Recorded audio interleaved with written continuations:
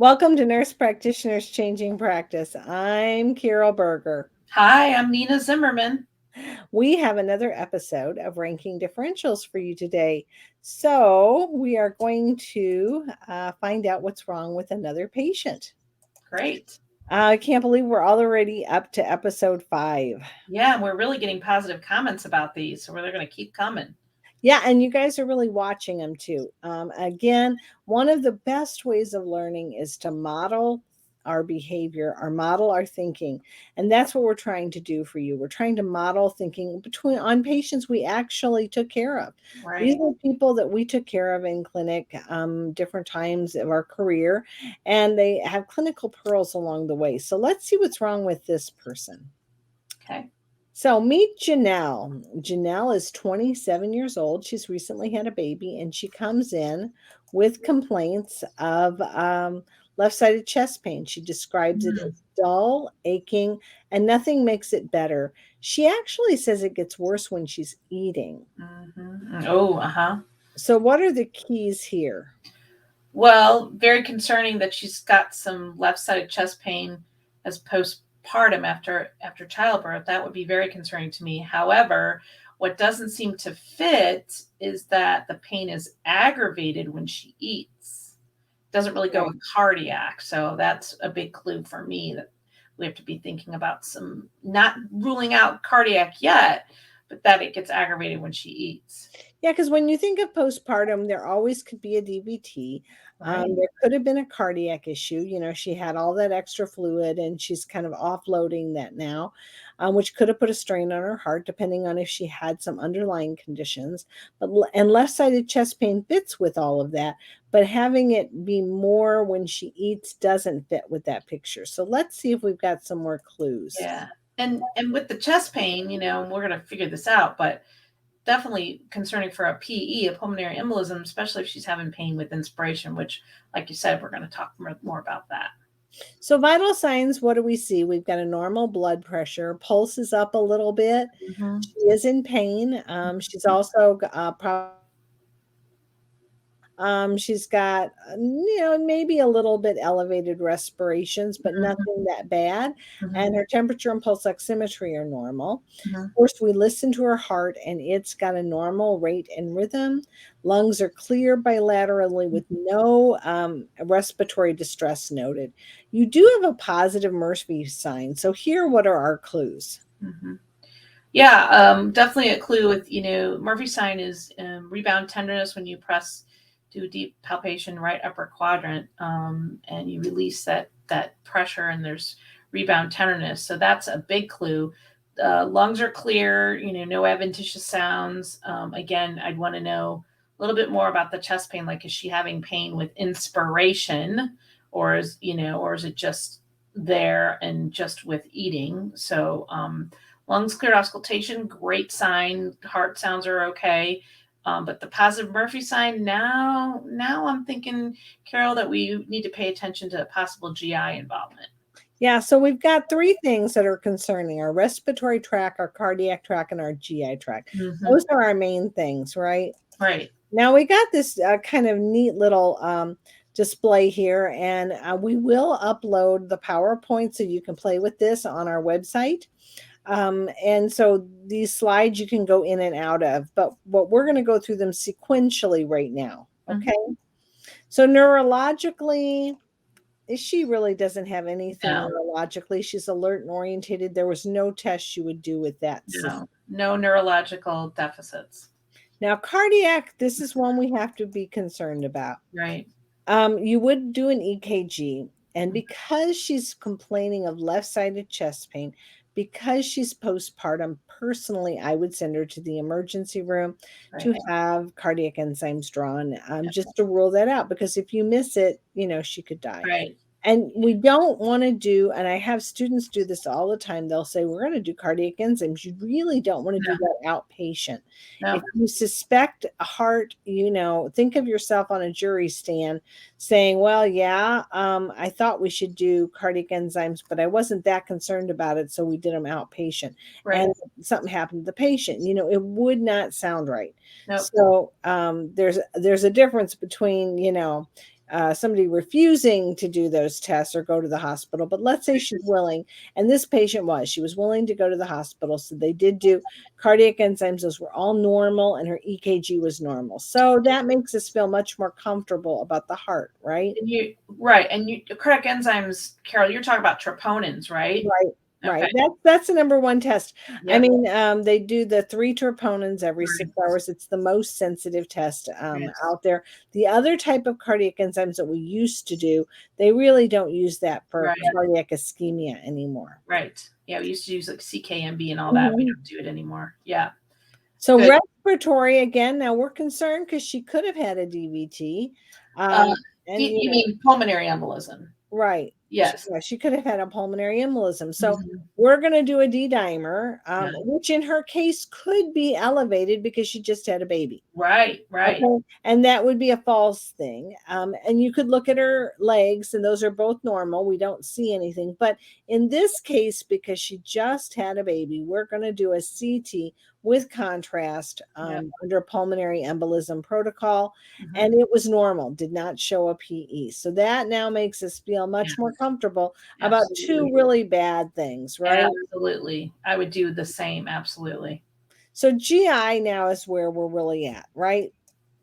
So the right upper ultrasound, we order that, and that shows that it's normal Mhm. without any kind of I'm sorry, with no stone. Okay. Mhm. Mhm. Now, even if it did show a stone, Mm.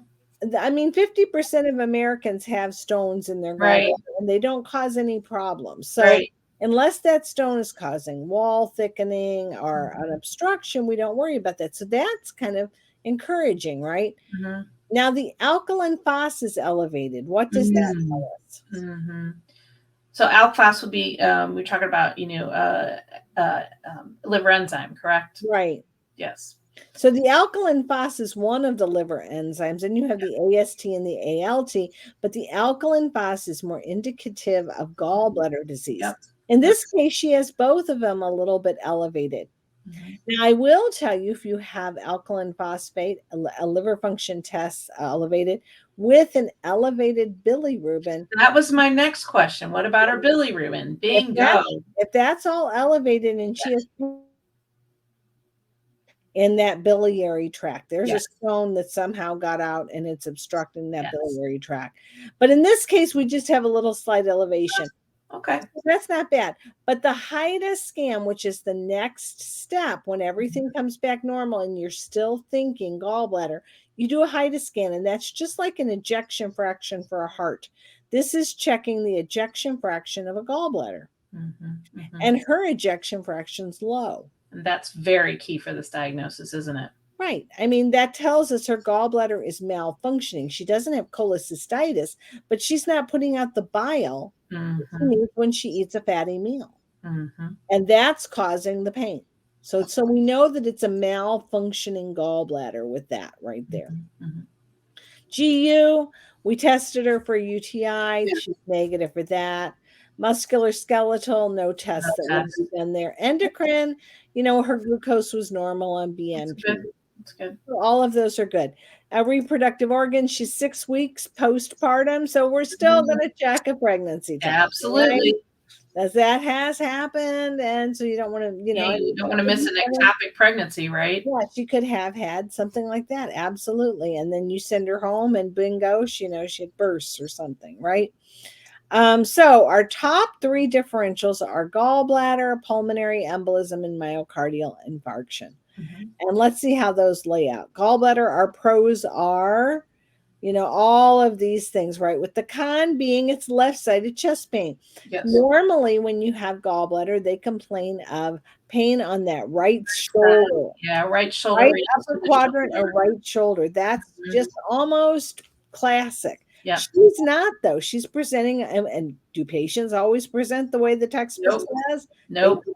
Hers was left-sided chest pain, and whenever a person comes in with left-sided chest pain, I always think heart first, Mhm. Mhm. then I think it could be GERD or some Yeah. kind of esophageal thing, then I Yes. think gallbladder, because all of it is very, very close to each other. Yes. And then down the road, you may think it's pulmonary, but then again, you want to know about if it's pain with inspiration and that sort of Right. thing. So Well, the absolutely, I reason agree with why you. I think this one we're thinking pulmonary embolism is because she was Right. just pregnant. Just pregnant, that would So, definitely be on the top of my list. Absolutely. I mean, she laid in bed, she had a baby, she could have a hypercoagulable state. I Yep. mean, that's just something that you worry about with a pregnant person who's postpartum. So we kind of ruled that out though, because I mean, her D dimer's normal, she has no respiratory symptoms, and the CT was normal. Yep. Now, what would happen if her creatinine was too high for us to do a CT with contrast? Mm. Well, then we would get a VQ scan. Oh yeah, the old way. Yeah, we do it the old way. I mean, that checks the ventilation to Yep. air ratio in the lungs and can determine if there's a PE that way. Mhm. So there's different tests you can do, but we can feel pretty confident we're not dealing with a PE. Right. Myocardial infarction. The only pro she has is that it's left-sided chest pain. Yep. Everything else talks against it from the very Yes. beginning when she said it increased when she ate. Mhm. It's not associated with any kind of activity. She's not at the age where you would worry about Mhm. myocardial infarction most of the time, unless she had a history of CHF and family history of Right. disease, right? Which Right. I have seen, but not usually at 27, Yeah, but and the EKG looked okay, and the that troponins were negative, so all that helps it all too. of that says pretty much we ruled out. So we have gallbladder disease. Gallbladder disease. And why do we know it's gallbladder disease? Her clinical signs and symptoms tell us that she's complaining of pain when she eats. She had a positive Murphy sign. Mhm. Our labs told us she had an elevated alkaline phos with some liver function tests elevated, telling us that it's somewhere in that GI tract. Mhm. Something is going on, right? Right. And then in her right upper quadrant, here I put it was normal with a large stone, but it wouldn't Yep. matter if she had a stone No. or she didn't. Half the people have a stone, and that's not Absolutely. indicative of gallbladder, Yep. a reason to take the gallbladder out. But her HIDA scan Mhm. shows a low ejection fraction. Yep. Very, And very that means that probably she'd be better off without her gallbladder. absolutely. Now the question becomes, will it resolve Mm. over the next few weeks or months because maybe it's pregnancy, Well, that was yeah, related? that's what I would say. It could be related to the pressure of the child, in that area. And It everything may just kind of resolve. getting back to Yeah. normal? Yeah, it may resolve. With your patient as to how much is it bothering her? Does she want to wait Right. maybe another 3 or 4 or 5 weeks and see if it improves over time and avoid fatty meals, Mhm. and see if that, and then repeat that HIDA scan? Or does she want to go ahead? Is it bothering her enough that we need to take the gallbladder out? Right. It also depends on the pain. It depends on, maybe if she's febrile, if she's not all other things pointing to even more of an inflamed or infectious issue too. So this presentation to me sounds like she has an option of waiting it out. But certainly if the pain is severe and not going away or getting Oh, we look at worse, white blood cell white count, blood look at cell all count, kinds of she's things. febrile, Right. that's a totally different picture than what we're presenting. And we wouldn't make that decision no matter which way we looked at it, the surgeon. We are going to Right. refer to a surgeon who's going to talk with her, and they'll discuss those pros and cons about whether to wait or whether to stay. But we've kind of narrowed it down. Now, why did we send her to the hospital to begin with? Because Mhm. left-sided chest pain in a Yep. postpartum woman, you can't work up outpatient. You're going to Nope. have to send her to the emergency room. Abs Whether they keep her or not is not, they may do the test and send her home. right. You never wanna if you are primary care outpatient, you never wanna run a test where you really have to monitor that patient, especially with troponins or something, anything that you think, if you're gonna run if you're really worried about a PE and you're gonna just send them home and do a D dimer, and no. I Or mean, do a CT. You could send them yeah, to get a CT with contrast. I've right, seen that. right, If right. you're sending them if you're sending them for a test for a life-threatening illness, No. Yeah. you're putting your license on the line, because what are you going to do if that test comes back positive? Right, right. And I Exactly. think as NPs, when you're in school, you are so used to working in a hospital. where Right. we can order things willy-nilly, right? We can order any tests we want and boom, they're done. But outpatient world is different. And Very if important. you I know, actually I actually had a patient that was having not chest pain in front of me, but had chest pain, and I did an EKG, showed first AV block. I ordered a stress test. I ordered a chest X-ray. Vital signs were fine. He wasn't having pain in front of me, and I didn't order troponins, and I didn't send him to the emergency room because he didn't have any changes in his vital signs or anything that would indicate to send him right there. But by the next morning, he had collapsed and had a major coronary event. So, in other words, I don't I don't think I did anything inappropriate with that no, patient no. I per mean, se, but if they're not having symptoms in yeah, front you of have to you, make those you decisions, then work it up as an outpatient. If you would have right? wanted to do further tests, you would order the Right. further tests. But if they're having acute symptoms or you are Right. running tests that you feel are like, for me, even running the ultrasound for a DVT, I Right. send them to the emergency room Yep. because I want them to make sure, unless I have Eliquis in my office or can write a script for Eliquis, Yes. because you can put them prophylactically on Yes. Eliquis until that ultrasound is done. I So have done that. I have yeah, done that. I have done that. yeah. Yes. So I mean, if you can treat for whatever it is you're worried about, then you can send for the test and treat in the meantime. But if you're worried about a heart attack, or you're worried, wanting to do troponins or CTs with contrast for a PE, you want to put them in the hospital. Emergency. And I Emergency. mean, it's just to the emergency room. The emergency room can, they're going to get the test. Number one, if anytime you send somebody to the emergency room, they're going to be able to get the test faster than you Right. are. Right. If Right. you ordered them outpatient, they're going to wait maybe a week or so to get scheduled. Yeah. So it can't be an urgent need. No. So if it's an urgent need, you need to send them to the hospital. But as it turned out, this young lady did have her gallbladder out. Great. She had been having this problem off and on for quite a while, and Oh. she was getting ready to lose her insurance. And she Oh. came in because she was like, I have this insurance for just so long, and it's going to expire, and I don't want to live with this pain. And they decided to take her gallbladder out, and she didn't have any more chest pain afterwards. So it was really just an unusual presentation Yes. because it was left-sided chest pain. Everybody went to the heart first, Yes. which is appropriate. Absolutely. Heart first. Uh, Consider pulmonary embolism in her case, but the key was her history, and then following that history with your diagnostics and all the way through your differentials. That's what we're trying to teach you, is you have to really start with a really good history. History of present illness is key. And that's what's going to lead you to your your review of systems, your diagnostics, and then what are you thinking through for your differentials based And on those physical exam things that we do, we don't Yep. talk enough about the physical exam findings. You do need to lay your hands on the patient and see. Absolutely. This was a good one, Carol. Yeah, I can't tell you how many times I found a gallbladder and nobody else had looked because I just, said, take a deep breath. And, and you can have, my last leaving thought with you is you can have chronic gallbladder inflammation.